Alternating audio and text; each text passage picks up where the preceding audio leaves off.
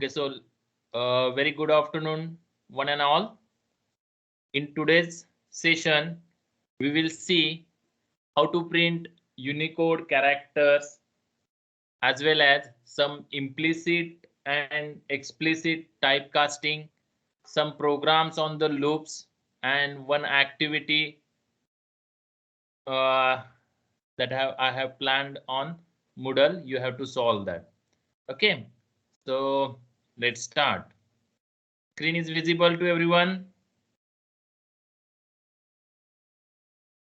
Yes, it is visible. Yes, sir. Yes, visible. Okay. So first, I have opened our JCreator ID for developing our Java's programs. Okay. Next, I have create new file. Choose Java classes, empty or Java classes. Then click on the next. Then give the name. For example, suppose Unicode 1.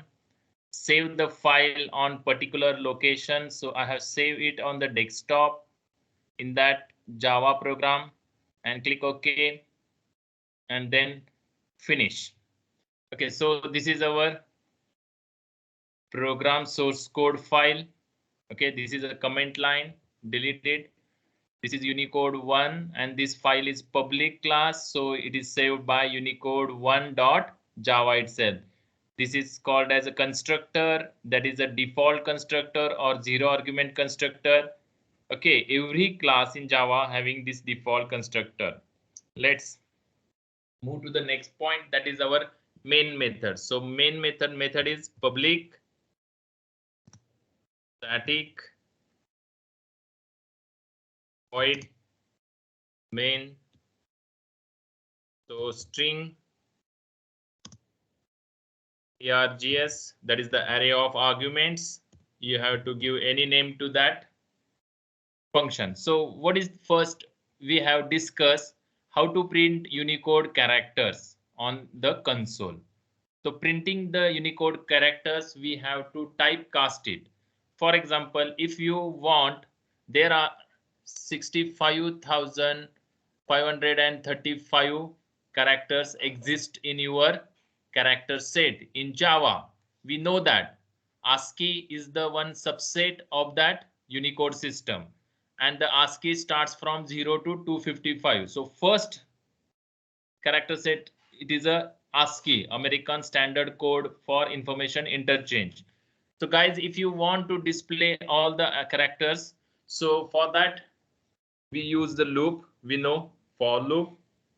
So for then condition, so integer I is equal to 0. Yes guys, in Java you can declare the variable, initialize the variable anywhere where you want. So int I is equal to 0. Yes, it is valid, means it is a grammatically correct statement. Then for example, I less than equal to 500. If you want to print 500 Unicode characters, okay, and then I plus plus. Great. So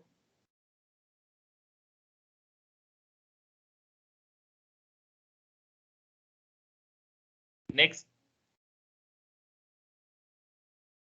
body of for loop. In that for loop, what we have to do, we have to display that characters. Okay, so system dot out dot println, okay, and print the character. So for that, printing the character, just write I. Okay, that is the name of the variable, but typecast it. So typecast explicitly. This is called as explicit typecasting. We will see that, and then give the semicolon. If you want some space between that, so give the space. No need to write the space because it is displayed on each line itself. New line. Okay, so save it, then compile the file. Okay, process completed. Then execute your program. Great. So this is the output. So guys, these are the first 0 to 255, that is ASCII character set. Okay, so these are the ASCII character set. Okay, and the others which are not printable characters are represented by question marks. Okay, these are all ASCII character sets. Yes, I will show you again one thing. For example, if you want to print integer I is equal to, suppose, of 65, I is equal to 65, and I want to print the value of 65 in the format of character. So typecast the integer I into character. So what happens, guys? 65 is a ASCII of capital A. So instead of 65, what is displayed on the console? Capital A. So let's check.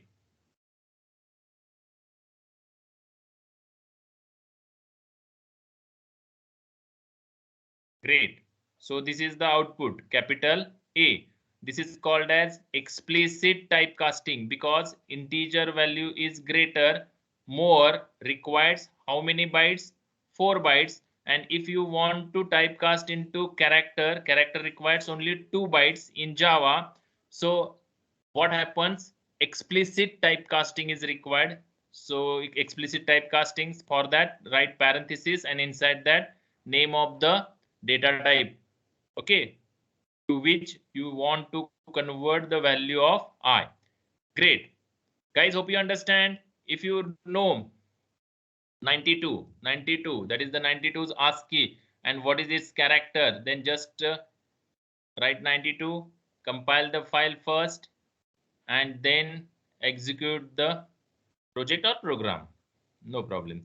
So this is the character value of 92. Okay, so like this you have to find, but here it is not a ASCII, it is a Unicode character system. So almost 65,535 characters are there in the character set of Unicode system. Guys, hope you understand. Okay, so let's move to the next point, that is called as typecasting in Java. So typecasting, there are two types of typecastings are there in the Java. So first, I will explain the conceptual, that is called as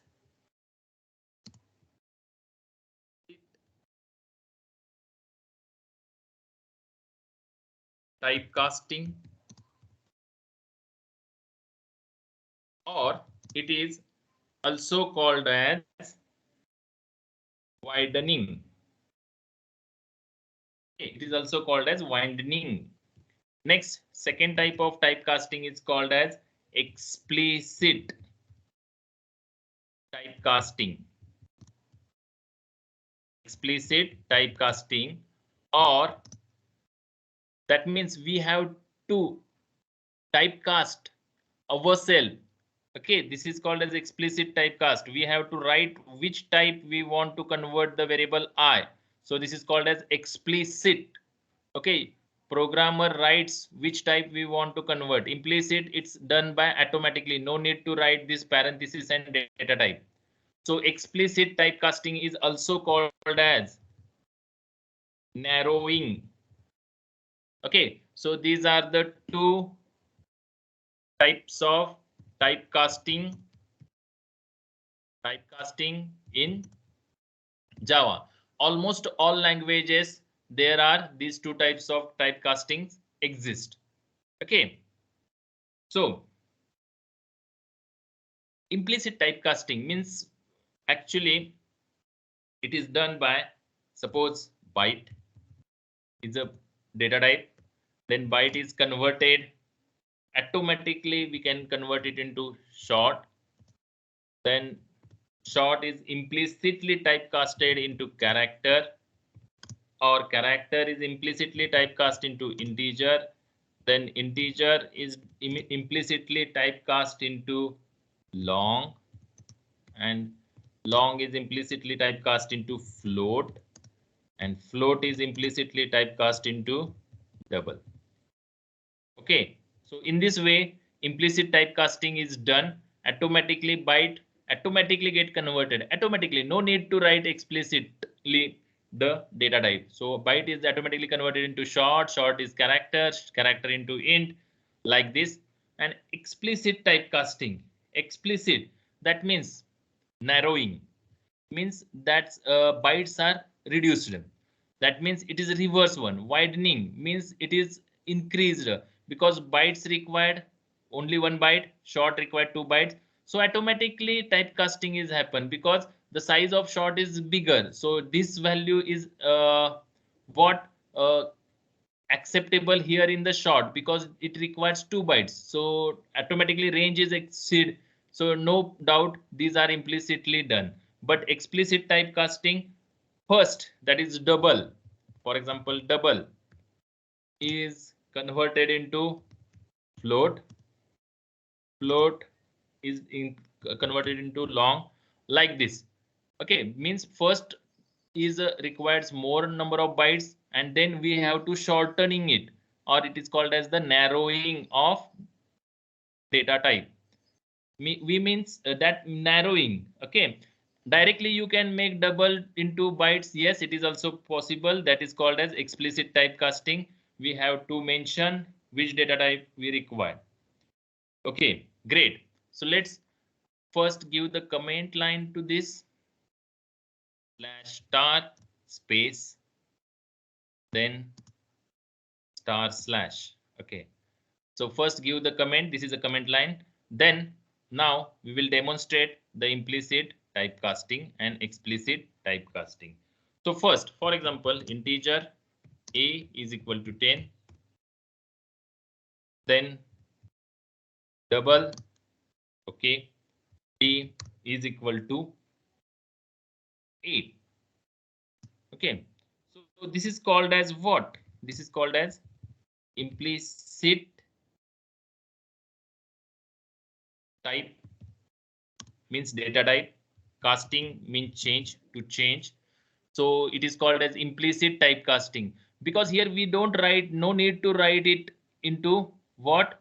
Double required data type, because a is in the form of integer. We want to convert it into double. Yes, int requires only 4 bytes, double requires 8 bytes. So it is automatically get converted. Automatically get converted. It is called as implicit typecasting.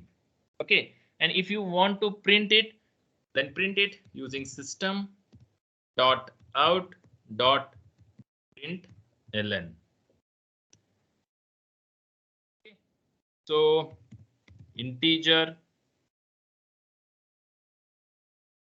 a is equal to double quotes plus a.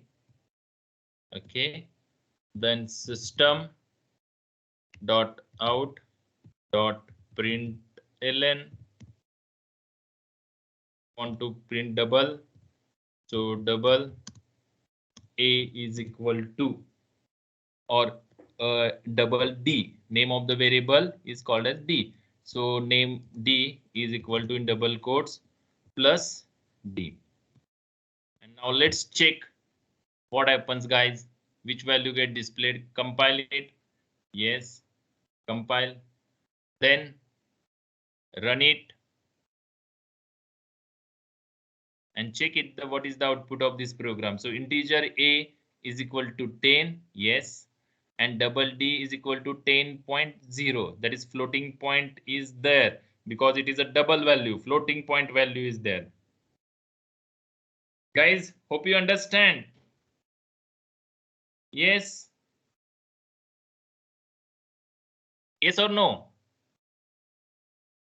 Yes, sir. Okay, great. Now let's check another one which is always used for the objective type.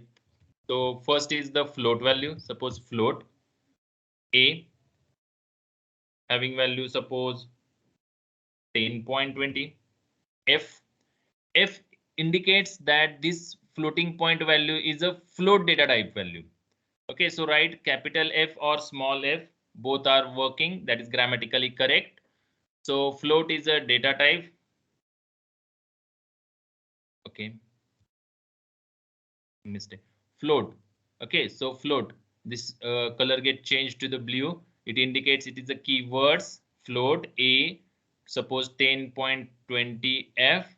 Now I want to convert that F into double. Yes, it is implicitly typecasted. Yes, it is possible. Now print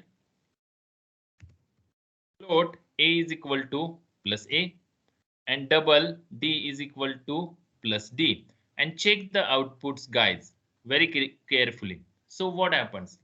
First compile. Okay, so what is the error? Variable F, class Unicode, location. Sir, double Yes, D is equals to not A. it is equal to A, not F, because name of the variable is A. Okay, so D is equal to A. Great. So let's first compile it. Okay, there is no compilation error. Then execute the file and check the result. And watch carefully. This type of questions are almost everywhere asked at the time of objective. Why? Because it is a float value. So float A is equal to 10.2. Yes, it is exactly.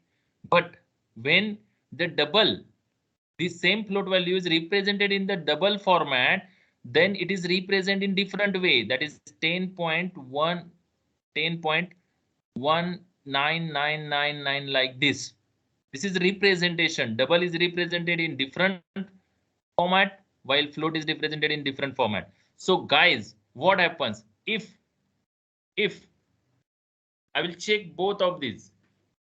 For example, if A is equal to D, comparison operator is there, then print or write system dot out dot println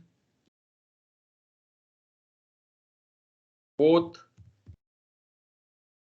equal. Okay.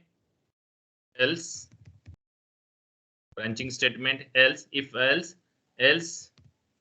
system dot out dot println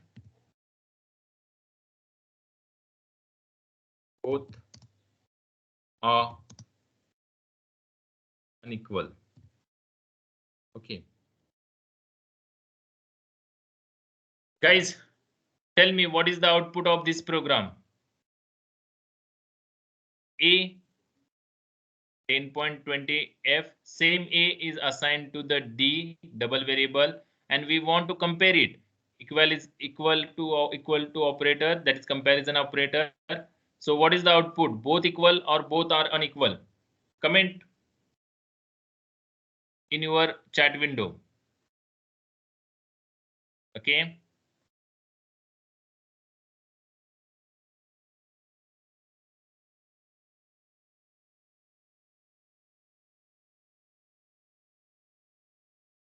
Equal. Okay. Any other answer? Okay, unequal. Guys, first compile the file and then execute it and check both are equal. Yes, both are equal. Okay, same code you have to compile and run into C++. It gives the output both are unequal. But guys, I will tell you, if I'm writing like this, okay, A is compared with 10.20. Okay, then let's check what happens. So okay, both are unequal. Guys, hope you understand why this happens, because 10.20 F, okay, 10.20 F, it is a float point value.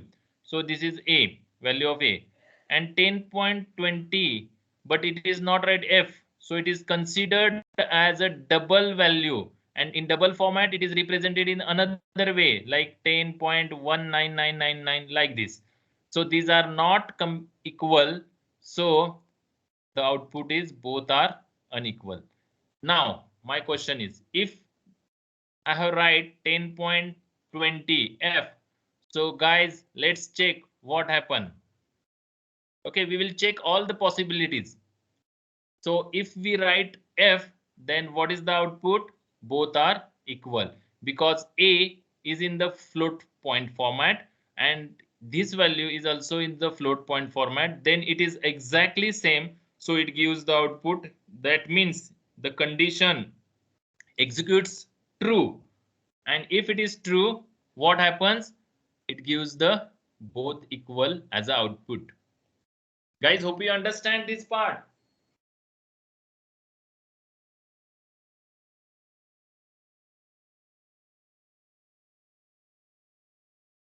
These are for the objective purpose or MCQ. Yes, yes, any doubts? Okay, so hope you understand this part. Yes.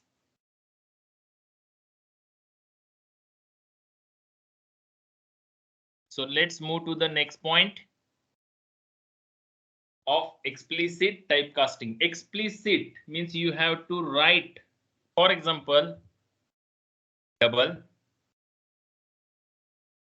then is equal to double A is equal to suppose 20.20. Okay, and if you want integer b, if you want to convert this double into integer, then what you have to do? You have to first typecast into integer and then write the name of the variable a. So a is of type double. You want to convert a into integer value. That means it is a reduced value, get reduced. Okay, and save into integer b. And now this type of typecasting is called as explicit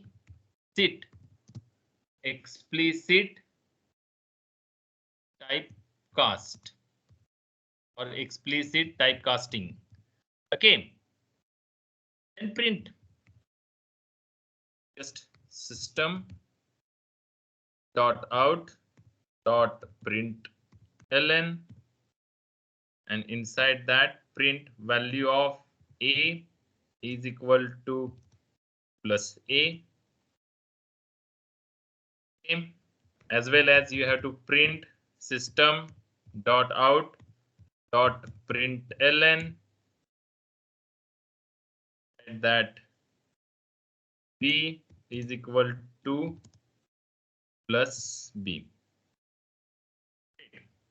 Now let's check what is the output of this program. Run the execute the file. Now check the output. So a is equal to 20.21 and b is equal to 21 only. Floating point 21 is the reduced and only integer value is there. This is called as explicit typecasting. Okay. Yes.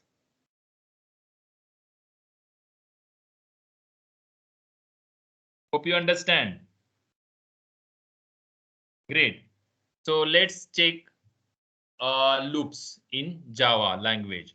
So in Java, there are three different types of loops, which we have already learned, which is common in all C, C++ language. First is the while loop, then do while loop, and third one is for loop. So for, while, and do while.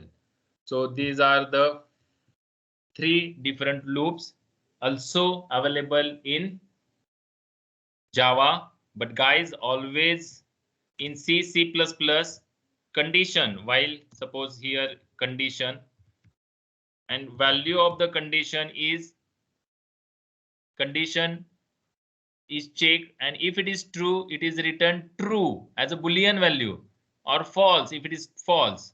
Okay, not zero and non-zero values.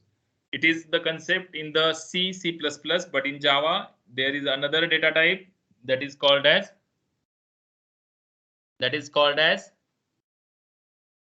Boolean. Okay, but in C, C++, conditions value is calculated as a 0 if it is false and non-zero if it is true. So that is the main difference. You have to aware with that. Okay. I hope you understand. Okay. So let's move to the next point.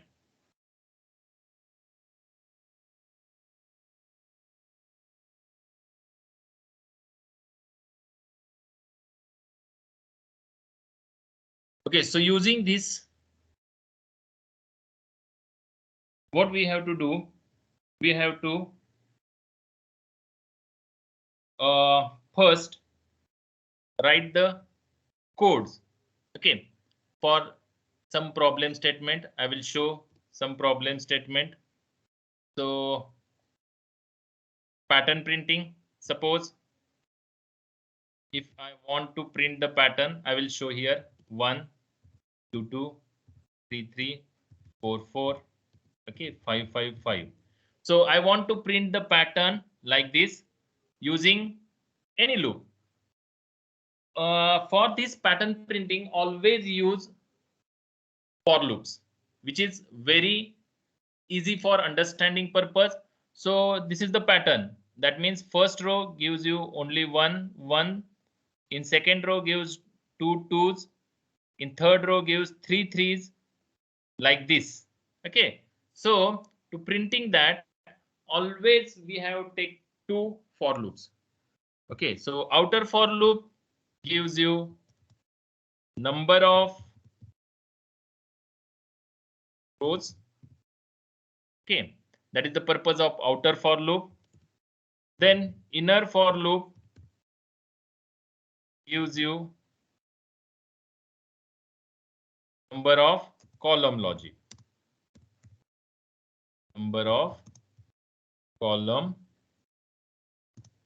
Okay. So outer for loop gives you number of rows and inner for loop gives you number of column. So what is the syntax for loop? First initialization, then condition, then reinitialization. Similarly, first condition initialization, condition, and then reinitialization. So for outer for loop and inner for loop, we will take two different variables, I, okay, then j. Okay, so I for the number of rows and j for the number of columns. So I is equal to 0. I is equal to 0 initially. Then how many number of rows? So how many rows are there? 5 rows are there. So 5 means if I take 0, but instead of that, I take I is equal to 1 and I less than equal to 5, then I plus plus. Great. Similarly, j is equal to 1. That is the initialization of the j variable. Then condition. So what is the pattern? We have to understood what is the pattern. Here, first row, and at that time 1 is printed. So that is the value of I. So first decide body. So inside the body, what we have to print? System dot out dot print, only print, not println. And print, what we have to print? We have to print value of I variable. Great. Okay. So then decide the increment j plus plus. Now decide the condition. So condition, what is the condition? J less than equal to I. J less than equal to I. Okay, so let's compile and run the program and check what is the output. Execute the file. Oh no, it gives the output like 1 to 2 in single line. Why? Because we cannot give the new line. If first row is displayed, then automatically row, this out inner for loop prints the whole row at a time, and after that when the loop is terminated, one row is displayed. After that, what we have to do? We have to print next line or new line. So system dot out dot println, and inside the bracket write /n. Okay. Yes. And again save it and compile file first. Oh no, there is one error. What is the error? Okay, there is the mistake in the name of the class system. So compile it. Okay, then execute the file and check the output, which is as per our rule. Yes, 1 1 2 2. Okay, okay guys, observe here what happens. Two new lines, each one after that two. So why it is happen? That is system.out.println. You have to write only println, means next line, or write the /n. Okay, no need. So just write like this and again compile the code file. Okay, and then execute the file. Yes, this is the expected output. If you want to print the number of rows 6 times 6, okay, like this. So what we have to do? Only change the number of rows. No other thing is changed. Okay, and execute the file and check the output. Yes, great. Okay, guys, any doubts? Any doubts in this pattern printing? So outer for loop gives you number of rows logic and inner for loop gives you number of columns logic. So check with how many rows are there. As per that, you have to assign I is equal to 1, I less than equal to 6.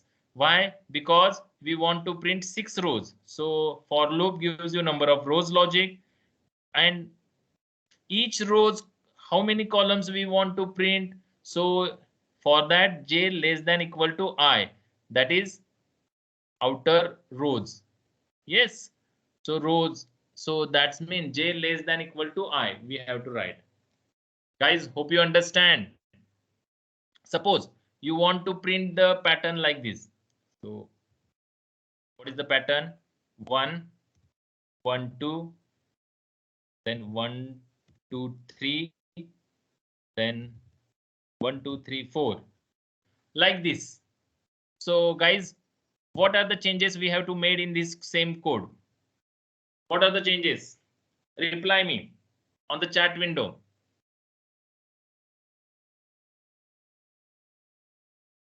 Yes.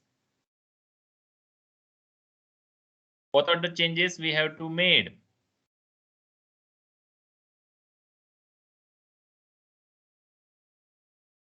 Yes.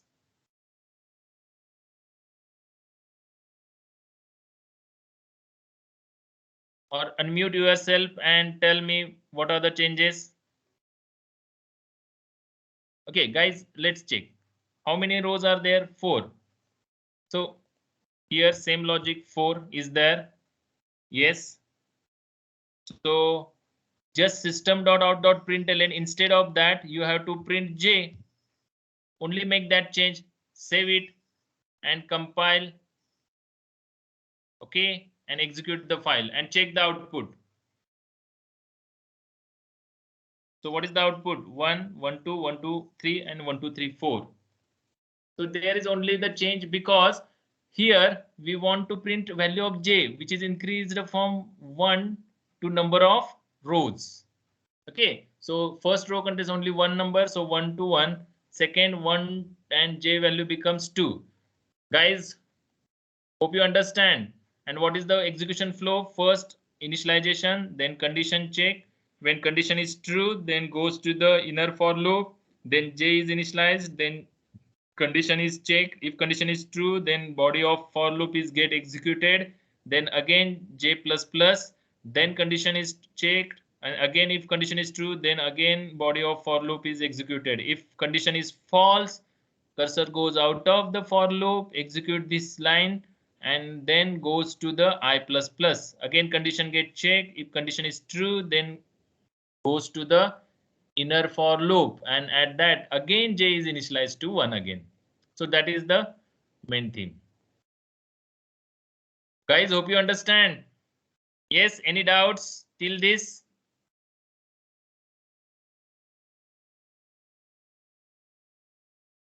Yes.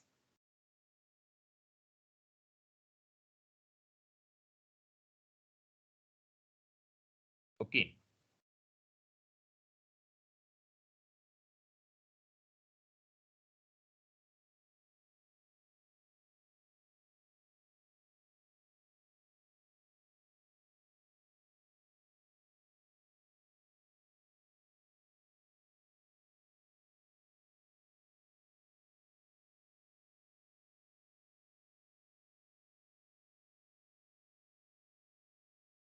Okay, one more thing, guys.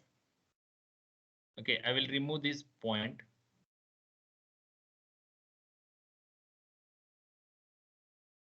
Some tricky questions are also there.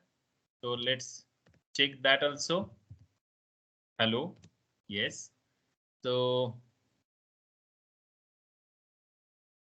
remove all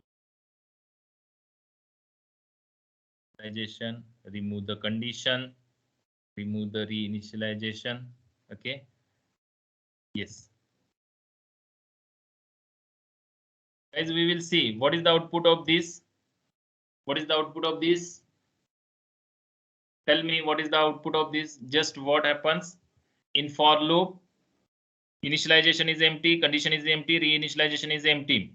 Okay. And print system.out.hello. So what happens? Yes. Compile the file. Infinite hello. Infinite time. Hello. Just check, observe carefully. The question is based on that. So great. So it is infinite time. Hello get displayed. Okay. So this is the drawback. I want to close it first. Okay. Then again open the creator.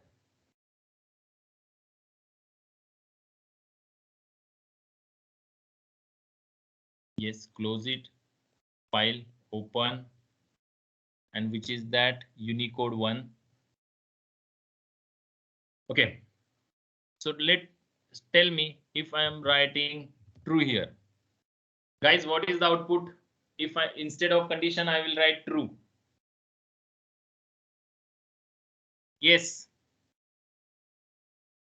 Tell me. Unmute yourself and tell me what is the expected output of this program. Or compile time error. No, compile time error.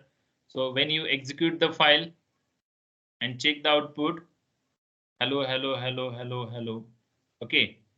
So it's clear. Yes. Now again I am opening that J creator.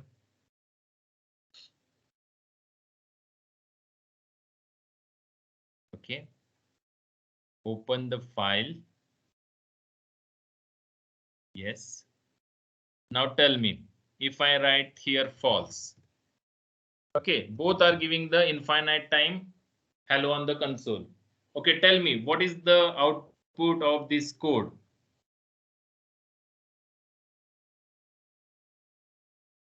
Guys, tell me what is the output of this code? If I writing instead of condition false. Yes. Yes, what is your opinion? Nothing is displayed on the console. Yes, nothing is displayed on the console. Infinite time hello again. Or nothing is displayed in the console. Simple. If it is false, then cursor does not goes to the body of for loop, and what there is nothing, so it get displayed what nothing. But guys, just compile file and check. It gives you what? Syntactical error. What is the error? Unreachable statement. In Java, if your code statement does not reach anytime, hello, this statement does not executed. But why? Because the condition is always false. So this code is not reachable. And if code is not reachable, it is syntactical error in Java. Yes, understood?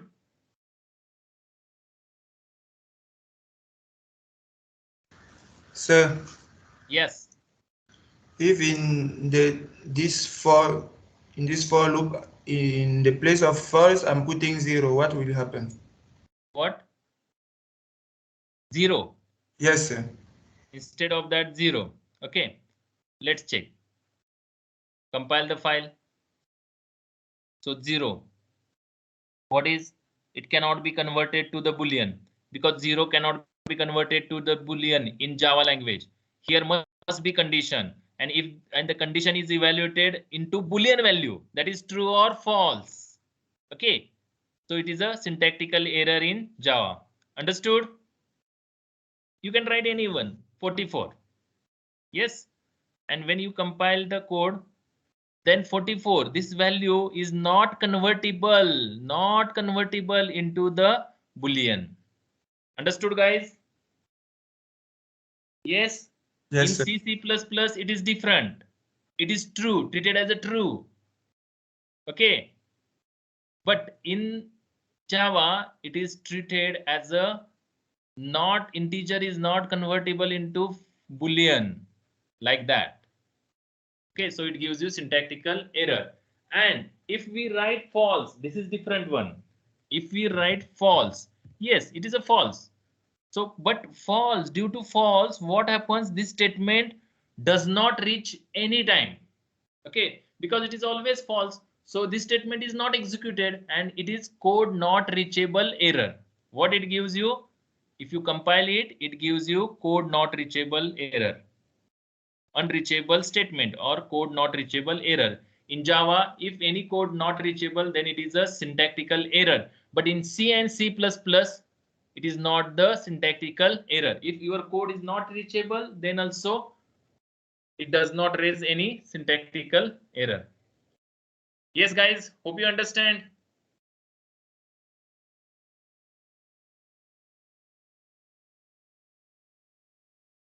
Yes.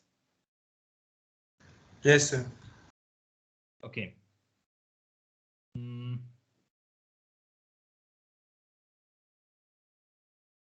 Okay, so it's time for activity. I will give one question on the Moodle. You have to solve that and upload the answer on the Moodle itself. Okay. So I will just stop the recording.